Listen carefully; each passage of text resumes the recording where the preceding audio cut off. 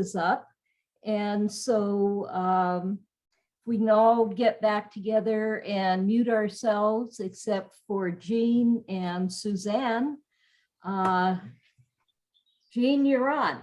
Hey, I'd like to start with a toast to our speaker, Suzanne Stryk. She just put out a book this spring called The Middle of Somewhere, which is written and illustrated by her, and it's really linked to the state of Virginia. And I just heard that the University of Virginia bought every painting that she put in the book, which is an amazing feat. The book is The Middle of Somewhere, if anybody is interested in having a look. She's also with a gallery in Asheville, North Carolina, that is showing her work right now as we speak. She has had so many accolades that I really just have to skim through and say that she has shown in some very prestigious places, including the National Academy of Sciences. She has shown in museums and universities. She has been featured in her writing, and her work have been featured in the Kenyon Review, among other publications. She's received grants, George Sugarman Grant, for example, and also a fellowship from the Virginia Commission of the Arts. She creates very stunning dimensional pieces that are mixed media, and I think among us collagists, we would say that she is certainly a bricoleur. She comes from that sensibility of experimenting. She experiments with materials and ideas. She does a lot of layering of imagery and materials. She uses found objects in her work. She sometimes uses shadow boxes and creates little tableaus. I think juxtaposition is another key word here, and she likes to put together things that you wouldn't expect to be next to each other and kind of surprise you. She uses a lot of found materials, and a lot of what she finds is found in the natural world, which I think is important to note since a lot of us turn to publications of various kinds. But she also is an excellent illustrator in her own right with medical technical precision. And so often she will find her own work and remix it and kind of reframe it in a new work. All in all, I think the interesting thing about Suzanne is that there are surprises all the way with her work. As she takes detours, she takes new directions. And I think it's especially remarkable because she's trained in a tradition of exactitude, precision, almost medical illustration quality renderings. Classical realism, she's mastered that. She can depict with scientific accuracy, and her work to me is better than looking at photographs because she finds the nuance in something that she's looking at. But at the same time, I just want to emphasize that, at least to me, her work has feeling. It is not just cold illustration. Everything is sincere. She is looking, she is gazing in a very intimate way, and it shows in everything that she does. So I think there's a poetic resonance to her work that is what has always attracted me. But let us hear from Suzanne now and hear it from the master. No, thank you, Jean. That was too generous. And thank you all for having me here today. It's an interesting experience to talk only about what I call assemblages. They're kind of a collage, and then assembling found objects that are, as we said on Tuesday, too heavy for glue. You have to use E6000. So that's the difference. So let me start the slideshow so I can share screen and Yes. start it and share, and then slideshow. Does everybody see that? Yep. Yep. Okay, excellent. And it's just one. Yeah. Okay. Just want to make sure I could go forward and backwards.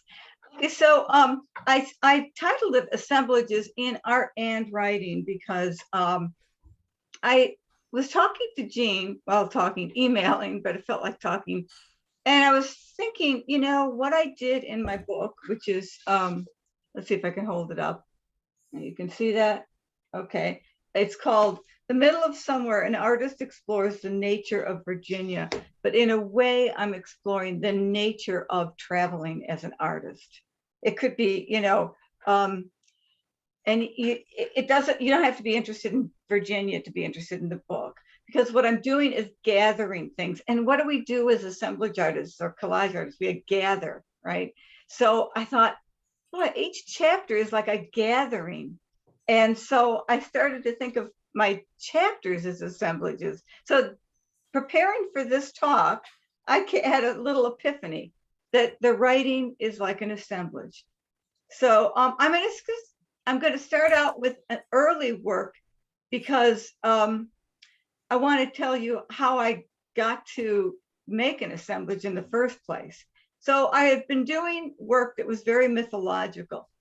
This was coming out of having been a scientific illustrator and doing some really precise creatures. But then I was thinking, what I want to convey is how we look at nature.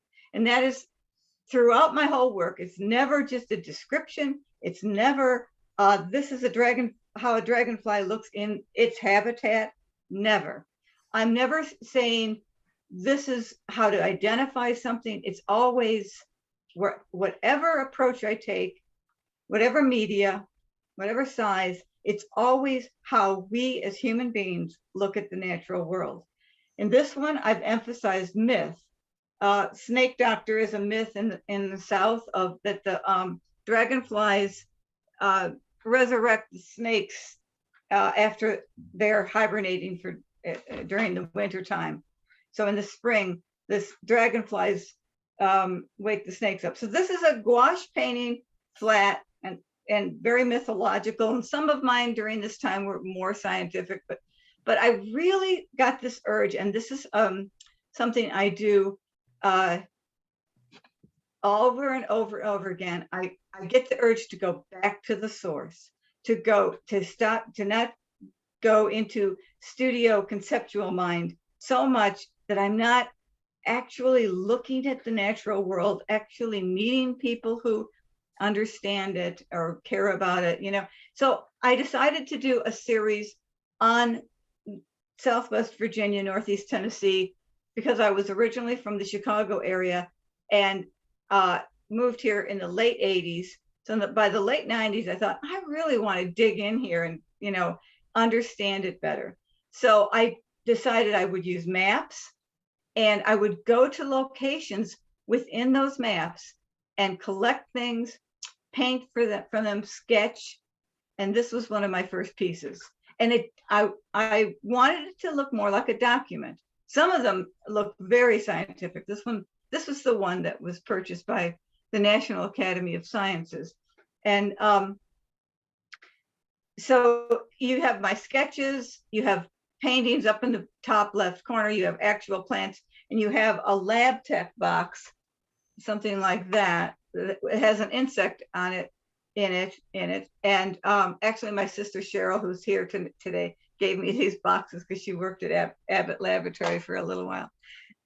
So this is what I came up with. And it was really, I had no idea how I was going to do it. That's the way I am all the time. I get an idea. I don't know how I'm going to do it, but I'll figure it out. You know, either I'll figure it out in the studio or I'll ask people, and you all know that situation. I'm just going to quickly show you. This is the book called Convergence of the art collection at the National Academy of Sciences. And so I made that piece you just saw in 1998. And then I get this book about 10 years later, and I look at the piece and I think, oh, it looks different. Well,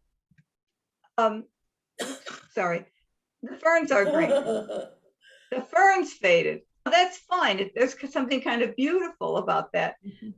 But I'll tell you, when I did my next map series, like over 10 years later, I decided I didn't want that to happen. So I'll tell you about that when I get to it.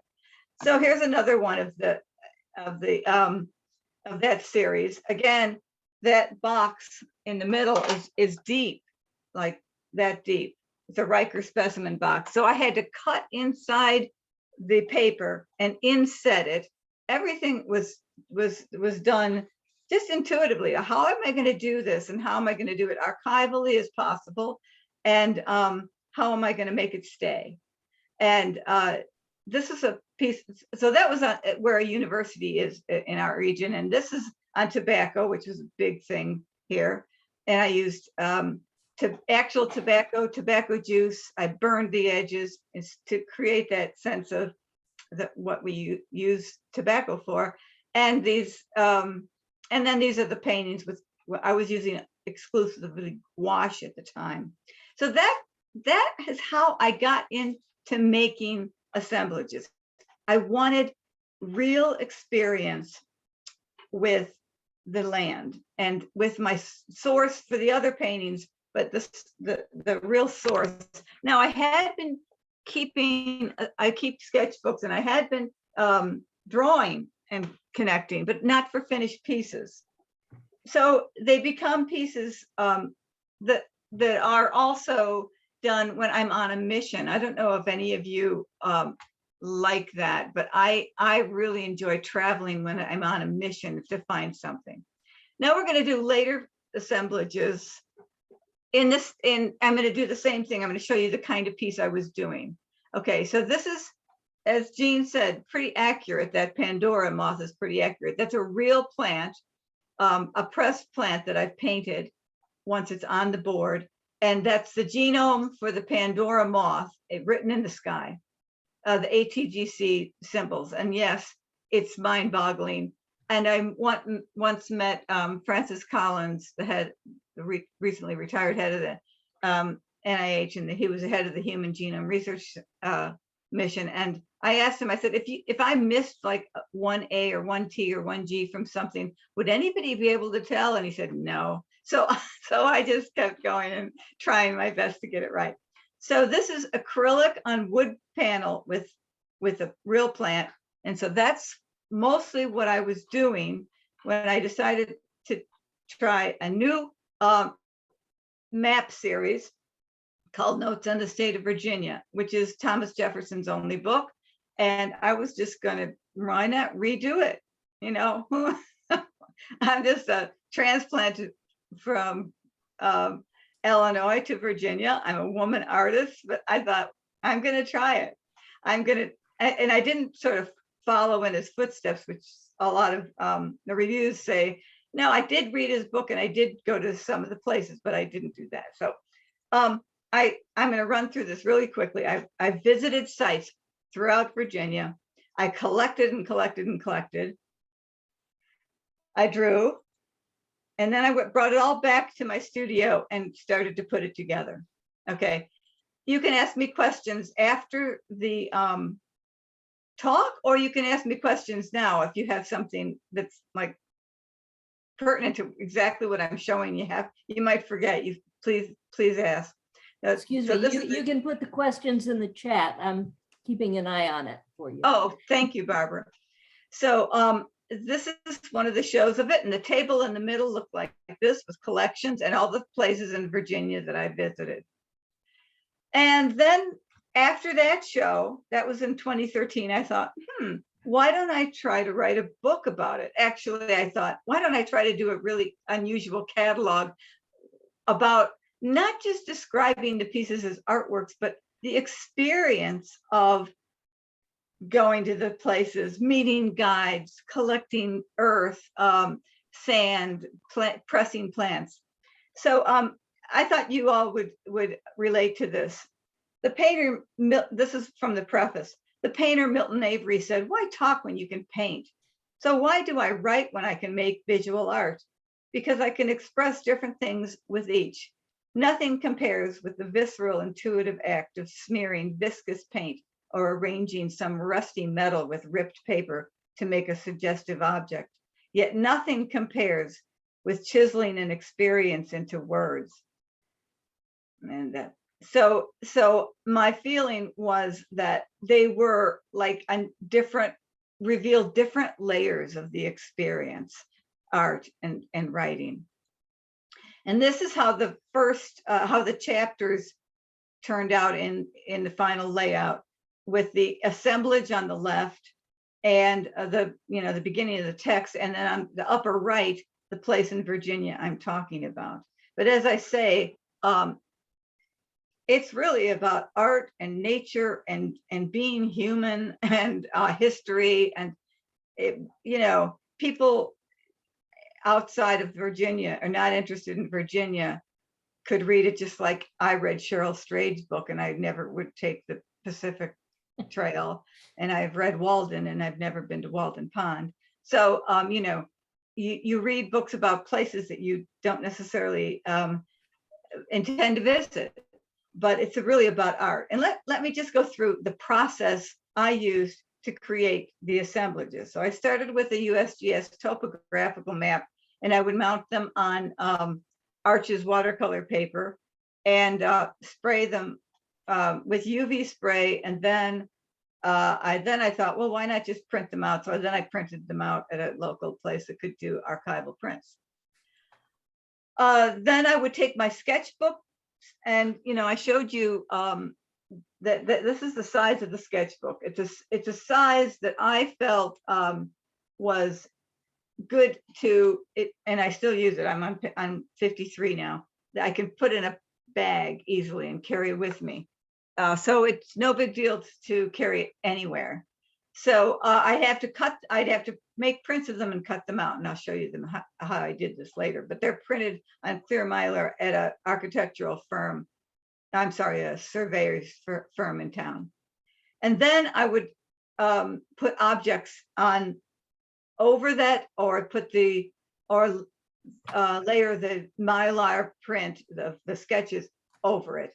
So in this case, I'm put the mylar print over the leaves. So you've got the map. Can you see my cursor?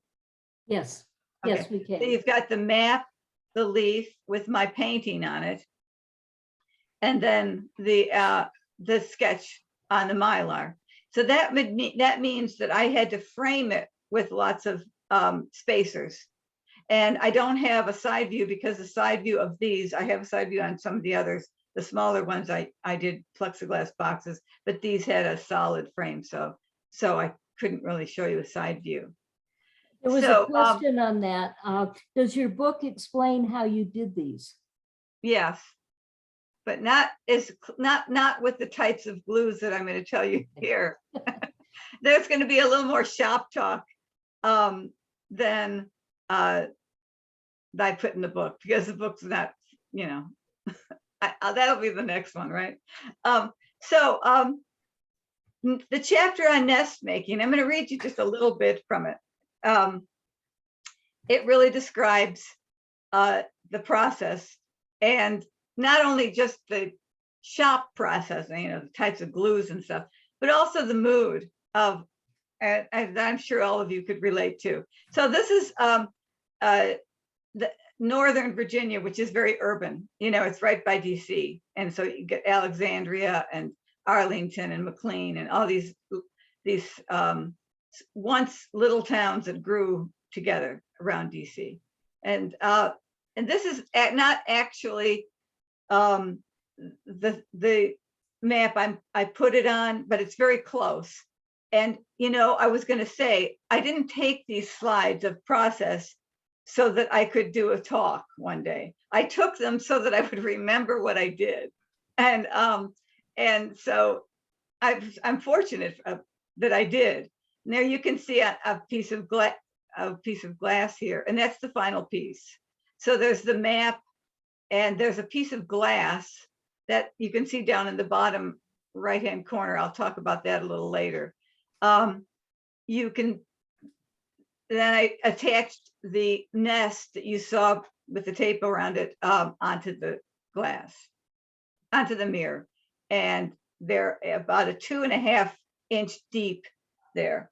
And so now I'm going to do something I've never done before, and that is just read you a few little sections to share with you the collage aspect of it. Now, this is the chapter on nest making. You can see that's where I'm talking about. And I don't expect you to be able to read this. I'm going to read just a few sections. But the beginning starts to talk about how I collected all this stuff, and I got this box that I put it in. One slow, sultry summer day, as I trudged up the 2 flights of stairs to my studio, I swore to myself I'd tackle a Northern Virginia assemblage that day. Light filtered through the transom as I unlocked the peeling oak door plastered with old exhibition flyers. As I entered, the sun blazed through the tall eastern windows, heating the space like an oven, so I flipped on the AC, lugging the Northern Virginia stuff box to a quadrangle of sunlight on the worn floorboards spattered with crusty paint. I dumped it out. The heap hardly looked promising, more like rubbish, really. And I worried that old Marvin, the custodian, might sweep it up, thinking he'd be doing me a favor throwing out this trash. Staring at it, I hoped the spark of a gaze would ignite some idea. Nothing. For several mornings, dust motes haloed the pile as I entered the studio. Then one afternoon, a large brown spider scuttled from the clutter. Spontaneous generation? It might generate rodents before long. After all, it did look like a huge rat's nest. That's it. I'll weave a nest out of it. Hi, I have a couple of questions. One is, could you repeat the name of the book? Okay. The name of the book is called The Middle of, oh, is that really backwards to you? No, that's good. Oh, We can The read Middle of Somewhere, an artist explores the nature of Virginia. And I'll show you again. I'm skipping. It took days to weave the nest while the adhesive dried on each layer of map or text strips. And you put them in, you don't plaster them down, you have to put them in, tip them in, put a little piece of glue, arrange the strip and let it dry before you weave more in, right? You following me? So during that time, I painted a cardinal egg, brushing splotches of umber over the creamy white shell. Now, here's why I'm reading this to you all. Painting detail is the closest I come to pure, undistracted meditation. Add composition to the equation, and my mind takes over, struggling, deciding, arranging, and rearranging. But painting detail, looking through a magnifying lamp, reaching over to my palette without thinking to mix an exact color with dabs of raw umber, ochre, and white, or any other infinite combination is my bliss. It is intuition melded with experience. In the animal world, it's this: a nuthatch deftly plucking insects hiding under bark, or a frog's tongue swiftly nabbing a fly. In other words, spontaneous, without hesitation, yet precise. So you see, I'm talking a lot about the artistic process, especially in this chapter. And when I was writing the book, and this is my first book, I really wanted to make one chapter more about the process. So it became this one. I enclosed the piece finally. This is the last page down. Oops, I pointed down here. I enclosed the piece in an acrylic box resembling a specimen case, apt, right? Propping it up against a white wall and stepping back. Nest, gleaming egg, road maps. The composition seemed right. After years collecting stuff After racking my brain about what to do with it all, the assemblage I now stood before seemed inevitable. It occurred to me then that the sense of inevitability is what all artists are after.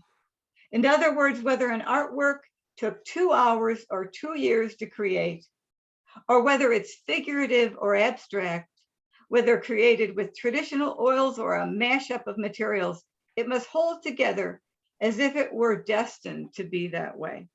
And I'll tell you, just like when you make an artwork, sometimes you come to a realization that you didn't know you were going to have making it. When I was writing that, I realized what I'm writing there. I think it was E.M. Forster's who said, I don't know what I think until I write it down. By writing it, it pushed the idea. And I'll tell you that the reason I have the broom there, I'm sure you're all wondering,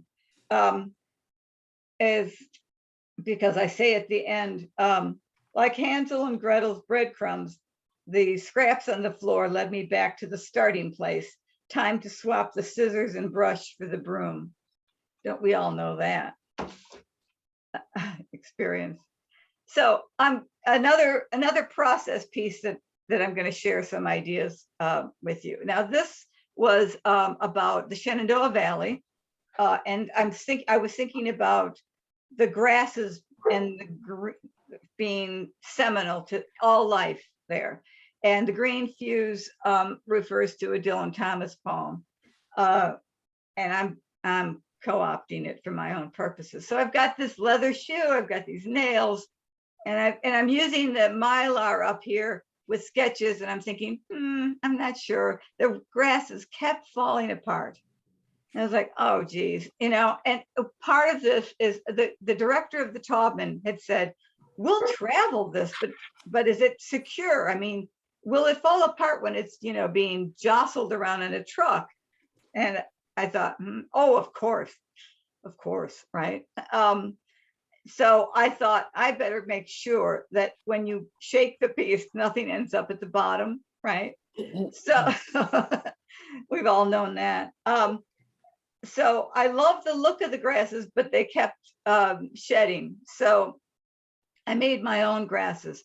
I painted Mylar and made the streaks on them, and then I hung them up and I painted the sides, and I wove the nest out of these grasses that I made. Now, it didn't have the same effect, but it wouldn't fall apart. I had this picture, and I thought I'd show you. I'm using soft gel because it has a little more body, and then letting the dabs of it harden, and then I put carbon paper over it. And these are just some of the ways that I adhere stuff to the map. You can't see the map here because I've covered it up here with pages about grass from an old Encyclopedia Britannica. So I use Yes Glue when I want something to stick flat. And even though I want it to stick flat, I usually leave some edges that roll up or curl up or something like that, but they're, intentional casualness. And the same with the carbon paper here. I don't think a lot of young people even know what carbon paper is, but I love it and I love the look of it. So, and it also hid the glue. That's the other thing when you're gluing, how to hide it when you're using certain transparent materials. So the rust here, you can't really see that it's rust, but it's rust from old farm equipment and the old leather shoe. I use a heavier kind of glue. Now this is the kind of stuff that isn't in the book. The fishing line, I often use to sew something to the paper. I can even glue it and sew it. Nothing wrong with being over concerned about it. Now this one is called what is it called? How the Past Returns, and it's about the Chesapeake Bay. It's a picture of me up at the beginning. You could see the big map. Oh, no, you can see it here. You can see this map of Virginia here. Now I've got a big map and you can see the Chesapeake Bay there. Okay, so the reason I'm showing you this is, where is it? Is because that is a actual piece of plexiglass. There's the map, that is a map. It's of the middle of the bay, so it's all blue and shows you the different depth levels by darker blue. It's really gorgeous. And then I put a Mylar copy of an article about how climate change will change the shoreline of the bay. And then I put my sketches of horseshoe crabs and painted only fragments of them. I really love to do that, just paint certain areas of something, almost like a puzzle piece.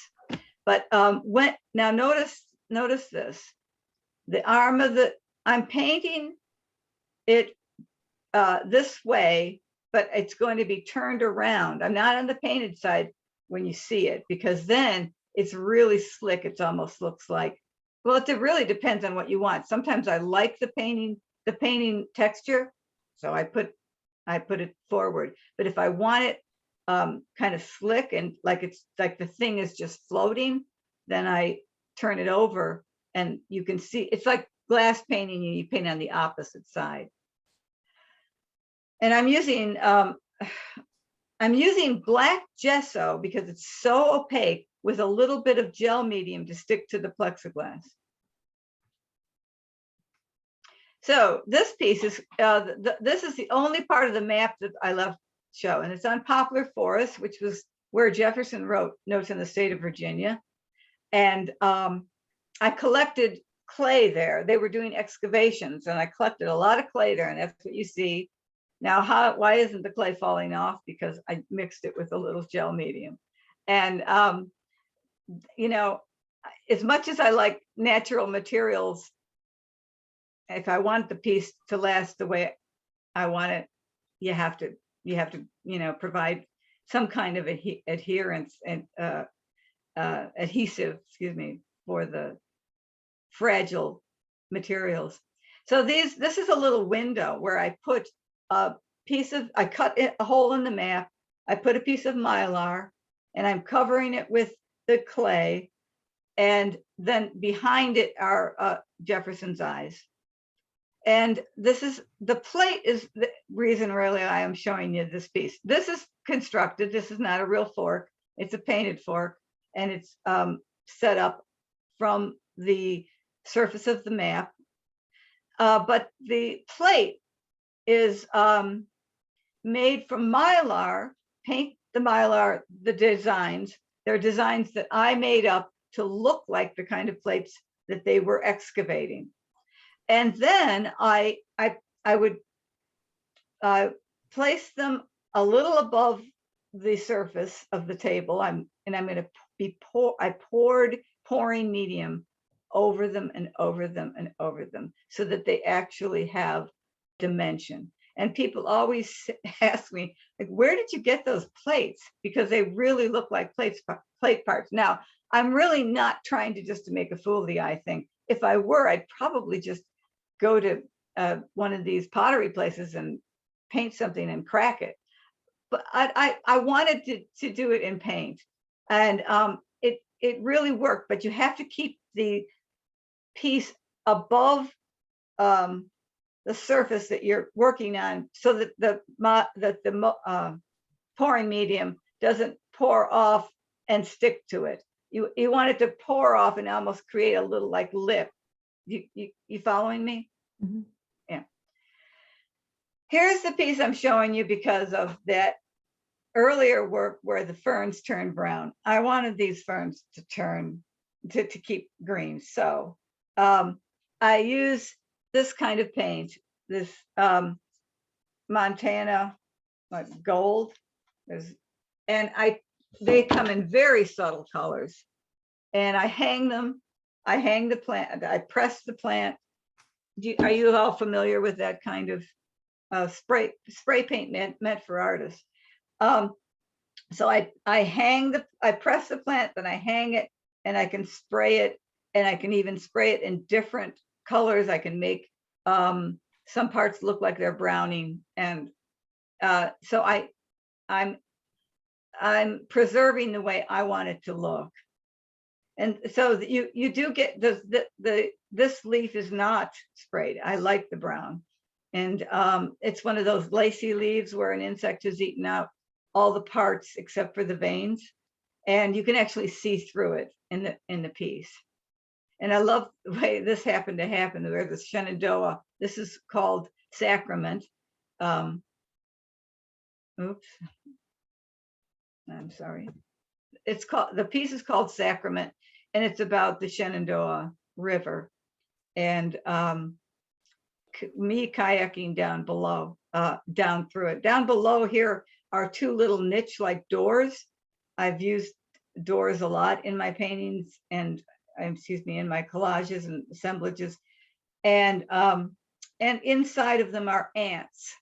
And once the student said, "Why did you put ants in there?" And I said, because the piece was so lovely, and I wanted there to be an element of reality.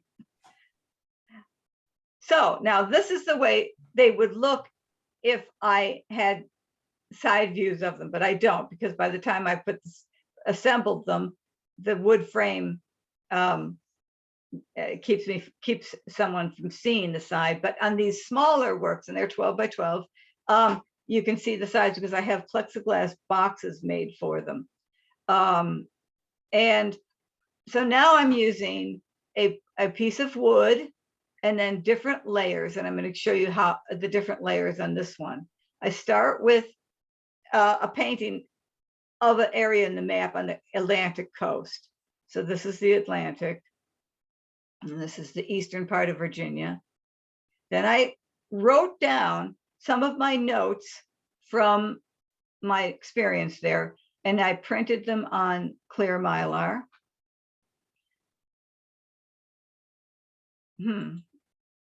That's funny. There's a part that isn't showing up. It disappeared. Well, so then I had painted fish, and I painted plankton. And this is how you can see the fish. I don't know why that slide disappeared, but so there's the plankton is on the surface, and then there's a mirror. And I'm going to show you in a minute. I'm going to stop to share for a minute and show you an actual mirror that I use. How am I for time? Am I okay? You're okay. Okay. So so you see how the layers are. So how do I use a mirror?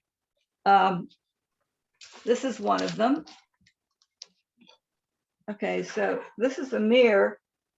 I've taken part of the silver off the back, so you can see through it, and it still reflects. And I'll talk more about that in a minute. And that really happened. That process I did in a series called Genomes and Daily Observations. I didn't use the pieces, but I had this old mirror, that real cheap mirror, like from Walmart or something. Yeah, and the silver came off the back. And then I said, I want to know how to do this. So again, map, sewed the grasses on, and then put the painting, the mylar painting. We're back to the larger pieces. These are not huge. They're the size of a USGS 7.5 minute map, which is like 18 inches by 27 inches approximately. So using sketches, I use lots and lots of sketches, and these are. I'm going to stop share again, just to show you mine. So I have these. This is the size of all my sketches. I don't know if you can see anything. Yeah. Okay. So sketches with writing. This is my new. They don't make those anymore, unfortunately. Let's see, what do I have here? I sometimes use color. And that doesn't really work, does it? Showing things on the screen very well. We can see you spotlit, so even when you're sharing, we can see you if you want to show stuff. Yeah. Okay. You could be doing it with your drawings or your, so you have to find a place that has good quality Mylar. And this Mylar, you know, I don't know if you do research on your materials, but I always do. I've talked to a lot of different companies that make papers and foam core, and like, how long will this last? And this Mylar is supposed to last 200 years longer if it's never in UV light. So I'm okay with that. That's longer than most photographs will last. So first I put it on cheap Mylar. I just on a copy machine and paste it up. Then I print it on the better quality. Okay, better quality. And then it's ready to put on the map. It has to be exactly the right size. So in this one, I had to cut out these niches. So this is called Wunderkammer, or Cabinet of Curiosities in German. And kind of commenting on the idea of the Earth being like a cabinet of curiosities holding valuables or wonders. And some of them are closed, some of them are added to the map. This shows you how the Mylar has to be cut exactly. And all the glues then can go either under a dark spot, because I have to either sew or glue the Mylar to the map. So how do I do it without making these big globs of glue? Because it, you know, no matter if it's clear, it shows. So I'd have to go under his head, behind the shutters, you know. Let's see, where else would I have put it? I probably sewed it at each corner and then put it under here, under there, under anything that is opaque. Okay, so that's it for notes on the state of Virginia. And if we're running out of time, I can stop there, or I can just run through these, or whatever you want to do.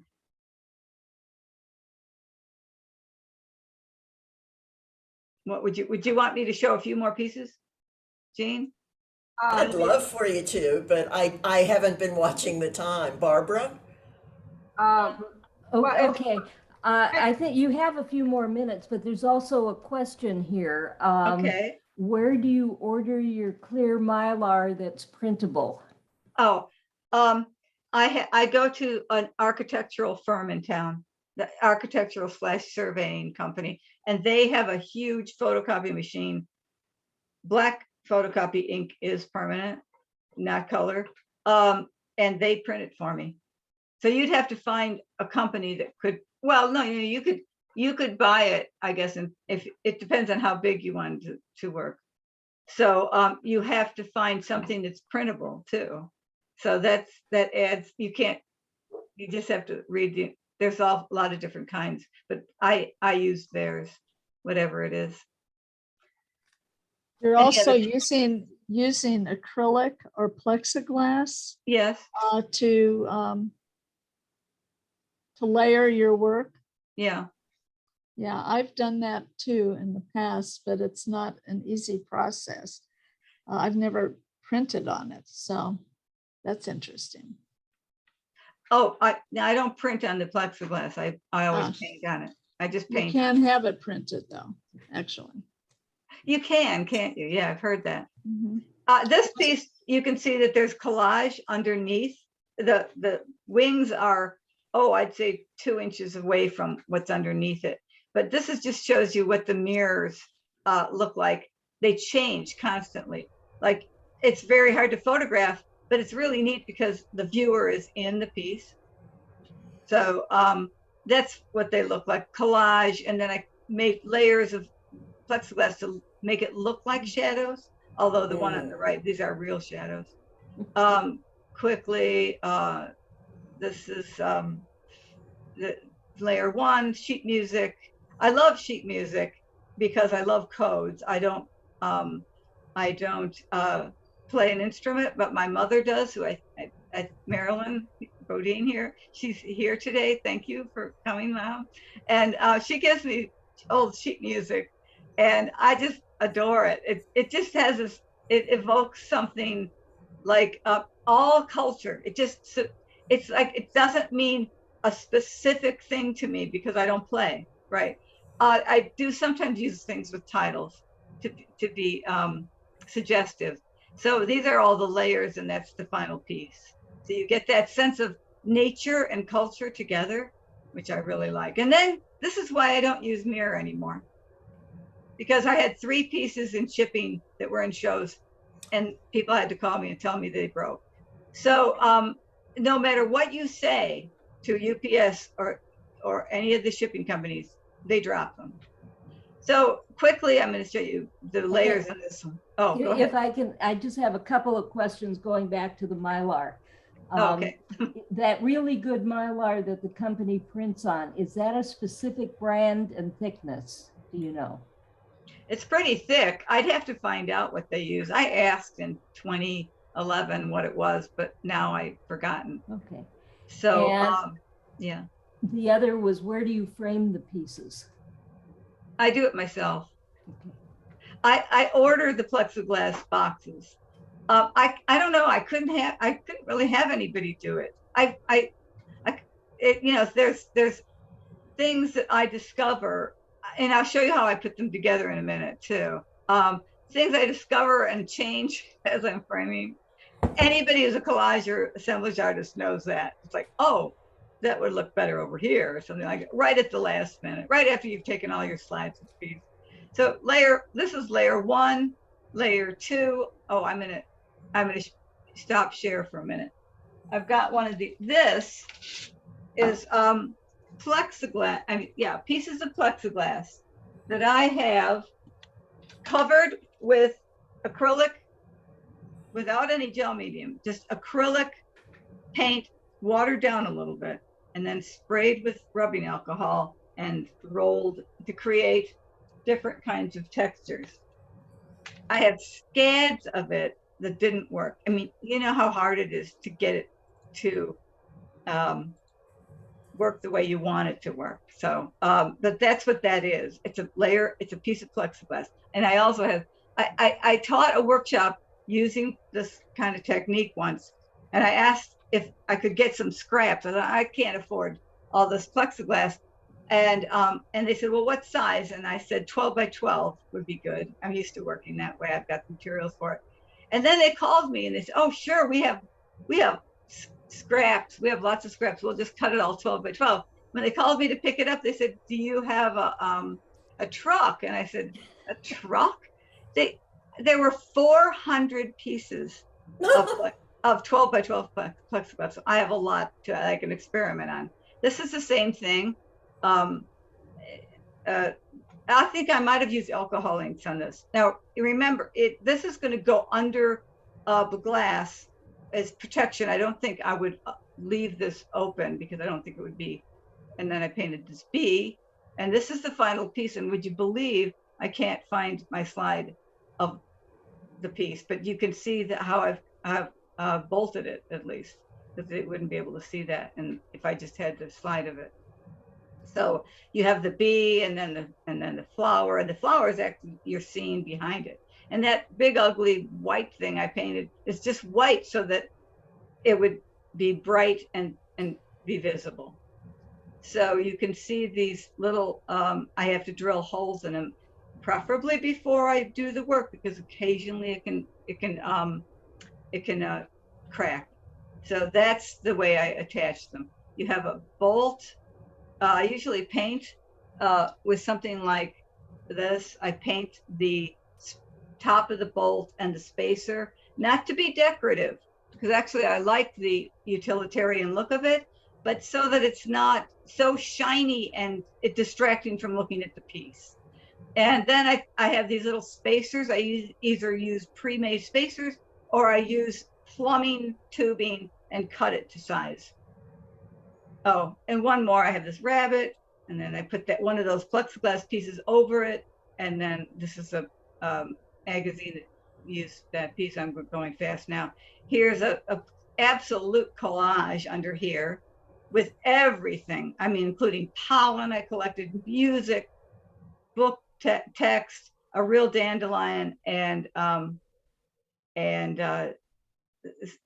you know, it's all layered, and layering is so important to me in terms of both let's go back from in terms of both visual and meaning in the work. And I heard that word used by Elizabeth, and I think that's really good.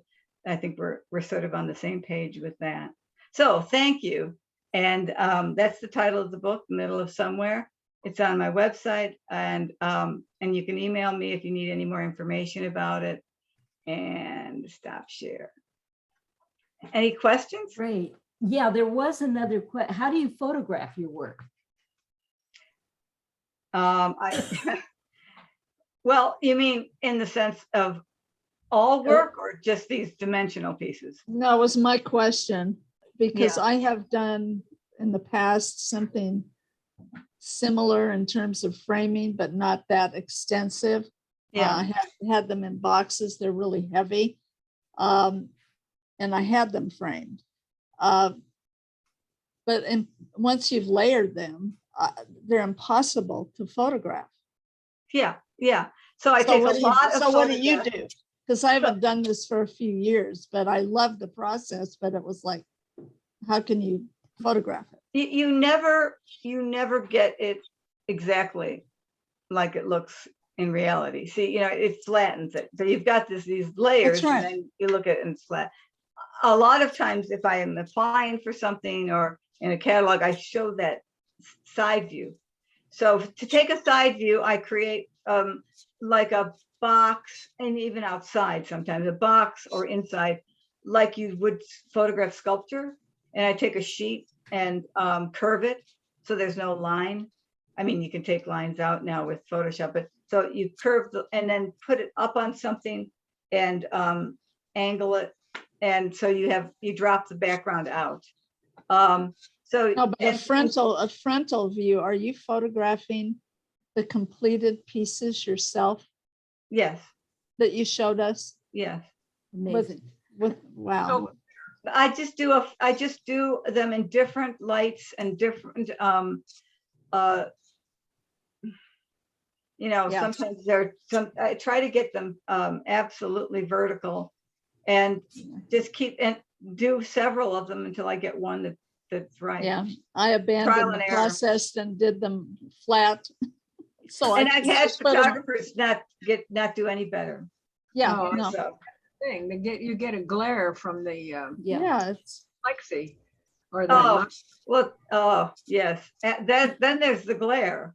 Yeah. So you take it, so it's here, and you make sure, just like sometimes I have to put something black behind it, right? So there's less glare, and I have to get over here, so I'm not even in the picture, right? So it's a trick, and I don't know how I do it. I just do. I mean, I just keep trying. And each piece is different, so it's not like one size fits all. you do it with difficulty. yeah, it's astounding. I mean, your work is astounding. Thank you. This piece I have behind me that you're seeing, I just got it yesterday, and it's a piece that I had photographed onto acrylic plexiglass. Oh, It's interesting because I'm trying to, interesting. yeah. So it it's came out, but it's your piece that you had Yeah, printed on. my photograph and my collage, photo collage. Wow. So it's trying to experiment with different things. Yeah. I might try that. What is that behind you that is so intriguing? Yeah, yours is fabulous. What is that? This is a painting, and the nest is built up with modeling paste so that you can feel it. And this the drawing is on paper, big piece of paper, and it's like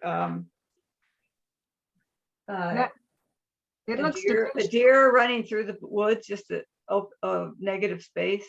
Mhm. With it's got writing. It's got like handwriting inside of it, illegible handwriting. that looks like it's dimensional. Is it just your painting that makes it look that way? It looks three-dimensional. The drawing or the painting? The black and white behind you, the Oh, drawing. no, it's just black gesso painted in the negative shapes behind the watercolor, which we've done with plant stains. And so I would paint those, and then I painted the black gesso behind it. And it really makes that Right. pop. I love the idea of the negative space, or the blank animal or partially filled. I did that. I think I had one piece with a bit of horseshoe crabs, because I think it visually is interesting, but it also refers to our partial understanding of how other animals experience the world. I think we are unique creatures in that we want to, and that we can to a degree. I don't think any other animal wants to think about what other animals think about, especially other species. But at the same time, it's always partial. They always remain a mystery. So it serves many purposes to leave an animal blank like that. And actually, I was going to fill it all in with writing, which I've done before, because I think writing is a way that we translate the natural world. It's like it's a translation of what we're seeing in a way to get closer to it, but it also makes us farther away, because all of a sudden we have symbols instead of the actual creature. I mean, what do even names mean to an actual creature? Nothing. I mean, it doesn't know it's a deer. We know it's a deer. You know what I mean? So I'm exploring things like that. Yeah, just things like that, right? But I think I'm talking to artists, so you know what I mean when I say you love it when you do something where the media and the visual aspect of it absolutely connects with your intention, your meaning, intention, your kind of concept. So it all works together. Not all pieces, for me, work exactly that way. But this one does, and I have a few drawings that I could show you, but I don't have them. I didn't have them ready. That I do that way. Any other questions? Thank you so much. This is Wonderful. wonderful. Thank you. Yes, a terrific, and so interesting and fascinating. Well, thank you. Thank you very much for having me. It's been interesting thinking of it in terms of presenting this work in terms of the art making, because I've been talking so much about, the book and reading. I did read a few sections, but that it, to people who are going to read the book, to people who aren't necessarily artists, so it's different. It's been a pleasure. Thank you so much. Thank you. Thank you. Thank you so much. We really enjoyed it, and I'm sure that a lot of people will be seeing the video and Oh, yes. rehearing and understanding a lot of the things that you said and enjoying your work even more. Jean, do you have some last words? I just want to thank her Yeah. and thank you all. Great. Yes. Great opportunity and wonderful talk, Suzanne, of course. Right. Thank you. Thank you all. I think we can take this time, if there's no more questions for Suzanne, if you have any questions or comments about CAA or with any of our board members, now's a good time to raise those questions or make your comments. Anybody have We anything? could also ask for announcements, or if anybody has any shows, or might be a nice time to have our new members say a few words. Yeah, good. Thank you, Suzanne. Oh, thank you. Any, Barbara, maybe we go to gallery view now? Yeah, we should be on gallery view, I think. If you want to set your own device to that, I removed the spotlight, so. Now I we know do. we have one brand new member here, Diane Preston, as she wants to say a few words about herself. Diane, could you unmute yourself, please? Hey, Hey, hi, Diane. hi, you can hear me now? Yes. Yeah. Okay, wonderful. Well, for myself, my name is Diane Preston and I live here in Newport Beach, California. I started doing collage in a limited way when I was in a Chapman University program. The focus of that program was to help people to use art for the purpose of healing. So the groups that I worked with were at-risk youth or domestic violence individuals and more. And then I kind of abandoned it over the years, got too immersed in work. And then I reintroduced the whole idea of collage to my grandchildren who are 6 and 10 and fell in love with it with them. And now I'm using collage really, I'm just really focused on using it as a tool for my own healing, my own storytelling of where I am on this part of the journey. I just recently retired from working full time and still in that transitional phase of what does this look like and who will I be without working, 50,000 hours a week, exaggeration, but I did work a lot. And so my collage right now is just very personal about my journey, where I am, what I'm trying to focus on, and really trying to relax into doing art. Thank you, Diane. Is there So any, much. yeah, that's interesting to hear. I think a lot of us have been through that phase of, of new pathways, yeah. Any other? Sylvia, could I say something? Certainly. Karen, yes. Hi. In addition to being a collage artist, I'm also on the board of the Southern California Women's Caucus for Art. And we are going to be having a juried group exhibition at the Betsy Luke Creative Arts Center in Burbank. And it's a call for art, so anybody can submit their work. You can find all the information on Entry Thingy under, the title of the show is What's Next? ! We are not accepting any mailed in work, so it's only by hand delivery. I'm sorry about that, but I just wanted to encourage you to also consider submitting. And I'll just put my email in the chat in case anybody has any questions. And I hope to see some of you participate. Our juror is Erica Ostrander. She is the gallery director right now at Cal State Northridge Art Gallery. So it'll be, it looks to be a very exciting show. And I just wanted to say about what's next, !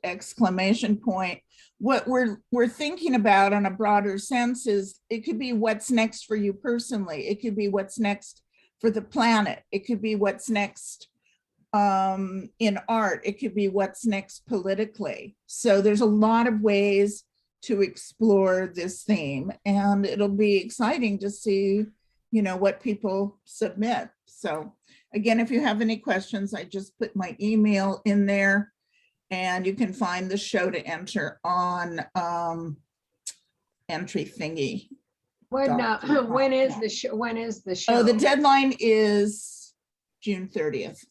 And when is the show itself? August 10th through the 25th.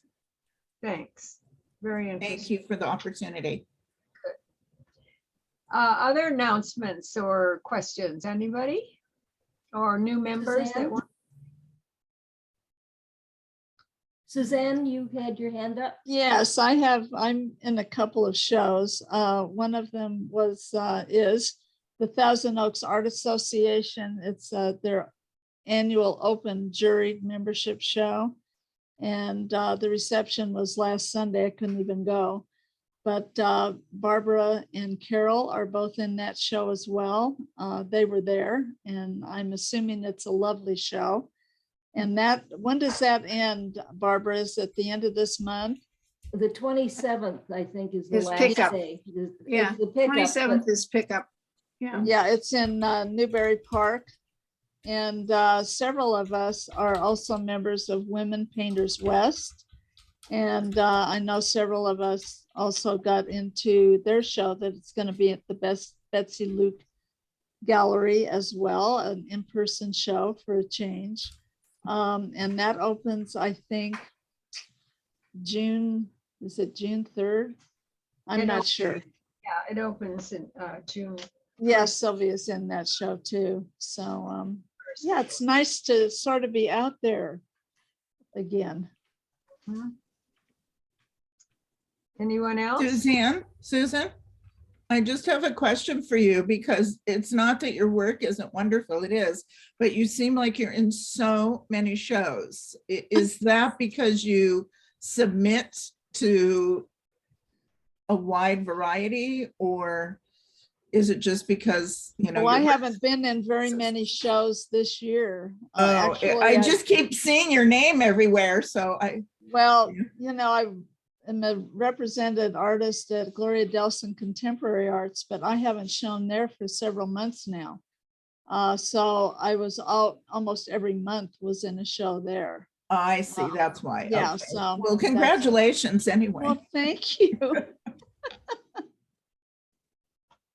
Okay, anybody else? Any more announcements? Any other members that are new members that have something they'd like to introduce themselves or something to say? I have one. Oh, did someone else first? No one's tracking. I have the all-time fabulous scam that I ran across, and I got an email, you know, one of those emails that, you know, we would like to buy for my husband or my new house or whatever. Yeah. And on this one, however, on this one, it was written very well, and I thought, well, I'll just respond and see how far this goes. I suspected it. And so I said, well, if you want to buy something, you have to tell me what. First of all, choose something so I could give you a price, you know, just as give me a price, I'll send you money. And they ended up picking a couple of things, and they said, well, we'll send you a check. They sent me a check for, I totaled 3 pieces anyway. So they sent me a check for $2,850.21, and they sent 2 of them together. So the total was totals. And but meanwhile, nothing else happened. They I just received the checks. So then they sent me another check and saying, well, we're going to make this one a little more, $5,920 to cover, because we might buy more pieces. So I have all these checks. This is a copy of them because I took them to the bank because I didn't want them. Anyway, I took them to the bank to have a laugh, really. And of course they said, these are phony. Each check was made out to me, you know, for all of those thousands of dollars. And the first batch was two identical checks with the same number and everything. Clue number 1. yeah, And it was from, you know, somewhere in Decatur, Georgia. And then they sent me the Good grief. different account. And then the last check was from another properties, you know, company in Catonsville, Maryland. Anyway, I just laughed and I had a good time with the bank. And they took the original check so they could forward it to other branches and say, look out for these checks. Oh my God, that's amazing. Yeah, and so I just, I mean, I know most of you are aware of those weird some, but this one stayed legitimate until the very end, when the last thing was saying the bit about, well, one of our people will pay you more for shipping, you know, the shipping ski thing where we'll give you more money and then you could give us the change and blah, blah, blah. But they were urging me to cash the check, Right. because if I cash the check, they would have a source to see my bank number. Aha. Sure. Also, I will just also say that I did not have them send the checks to my address. I gave them a PO box number so that they had no way to trace me. Anyway, I just Smart. thought I'd pass that along for all Wow. amusement. Anything else before I, I have an announcement, actually. Penny. Penny? Oh, good, Penny. Thank you. Yeah. I have a show opening at O'Hanlon online, the O'Hanlon Art and Cultural Center. It's up in Mill Valley, and it's myself and 3 other artists, and it's going to be the month of June. So you can check it out on ohanlon.org. Great. Congratulations. Yeah. I'd like, go ahead. I'd like to just thank Suzanne once again, and also ask the members, her talk's going to be really hard to top, but I could use some good suggestions from people for future speakers. Okay. And, you We're know, all here for you. thank you. What? What did you How say? do we I get said her as we're a all here for you. recommendation? How do we recommend someone to her? Can you Just email her? I send think me an that- email. Yeah, email her. Do you Email. want to put your email address in the chat, please, Jean? Oh, Jean? sure. I'm sorry. I've just figured everybody had that tattooed on their wrist. Here we go. I'm going to do that. I'm going to do that right now. Okay, Okay. thank you. And thanks for suggestions for Jean. Also, and if you need to contact anybody on the board, including Jean, you can always find it on on the website, Collage Artists website, and tell me. And the newsletters.